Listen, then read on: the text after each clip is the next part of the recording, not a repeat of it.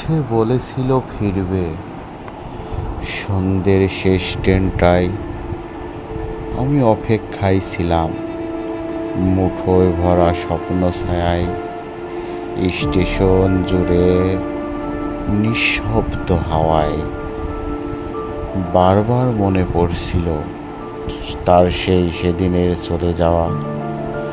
পকেটে ছিল কেবল একটা নীল রুমাল, যেটায় একদিন সে কেঁদেছিল হঠাৎ।